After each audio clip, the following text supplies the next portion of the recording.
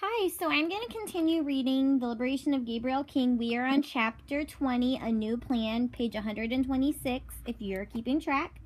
If you remember, well, first off, I recorded 2 videos on the same day and uploaded them on the same day, so make sure that you've listened to both chapters. The first chapter you might have missed was chapter 18, and that's where they went to the fireworks and I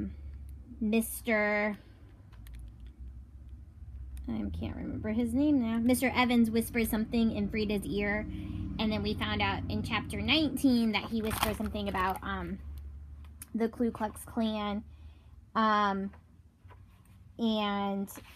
we heard about what happened with the Ku Klux Klan and Frida's family before Frida was old enough to remember. And they screamed and they screamed and they screamed, and they woke up Gabe's parents, and we found that Dad cried just because he was so sad for Frida. So that's where we're at. Chapter 20, A New Plan.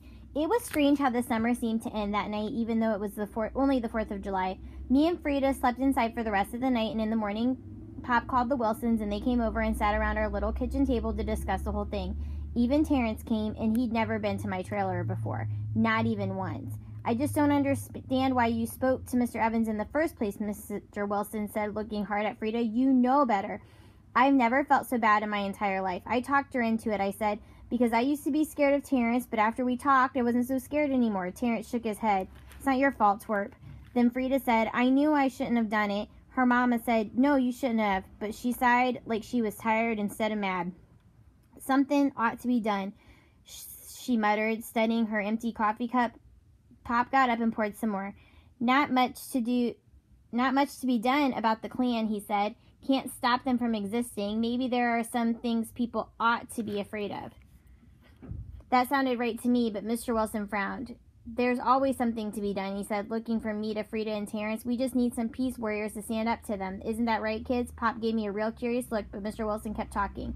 When a grown man threatens a little girl, he said, he does it because he thinks he can get away with it. He thinks that little girl will be too scared to do anything about it, and that everyone she tells will be just as scared. Only this time, he picked the wrong little girl.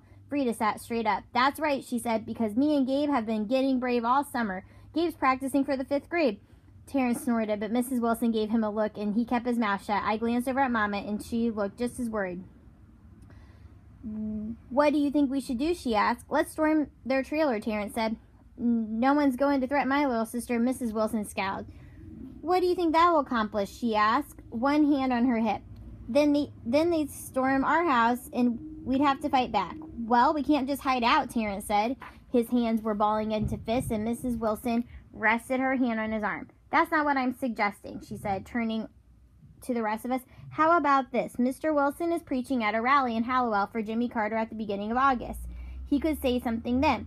He could gather all our friends and neighbors and ask them to stand with us to remind people that America is about freedom for everyone, not just white people. We'd be sending a strong message to Carl Evans and anyone in the Ku Klux Klan. Mr. Wilson nodded in agreement. No one's going to hide from this, he said, looking at Terrence. Not this time. Mama took a deep breath. I don't know, she said, but Mr. Wilson smiled real gentle. I know you're afraid, he told Mama. But if there's one thing I've learned, it's that people will do anything if they think no one's going to stand up to them. As soon as they got a crowd against them, they're not so brave. Mama looked over at Pop, and he was swirling the coffee in his coffee cup. How would they get the message, Pop asked. They're certainly not coming to the rally. Actually, Miss Wilson said, there's almost always someone who shows up from the other side.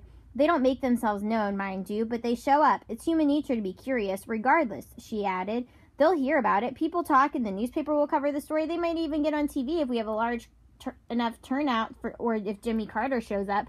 You sure we won't be stirring up trouble, Mama asked. It's not like Mr. Evans did anything, and we can't prove he's in the Klan. Maybe he just said that to scare Frida. Isn't that enough, Terrence asked. For once, no one corrected him. Mrs. Wilson took Mama's hand. If someone wants to take our children's security away from them, don't you think we should do something about it? That's when I remember Pop's words from the day at the catfish pond. Do you want to let someone take something from you that you can never get back again? Pop looked at me like he was thinking the same thing, and then he nodded real slow. You're right, he said at last. What can I do? Mr. Wilson grinned, just like Frida. You could stand up with me when I give that speech, he said. Maybe say a few words to the crowd. Pop's eyes went wide. I knew he'd meant what could he do with his hands, like building things, signs, or platforms. He glanced at Mama. I'm not sure what to say is all, and it was the first time I'd ever seen Pop look scared. Pop, you could tell the story about Jimmy Carter, I said, the one you told me. That's perfect, Mr. Wilson said. Gabe told me all about it. He winked and Frida hopped up and down. What about me and Gabe? She asked. What can we do? This time, all the adults answered at once. You can stay out of trouble. Even Terrence nodded like he agreed. Frida told me later that meant they were unanimous. That means when everyone agrees. Okay, well, that's the end of chapter 20, and we'll have 21, 22, 23 left. So just a few more days. Bye!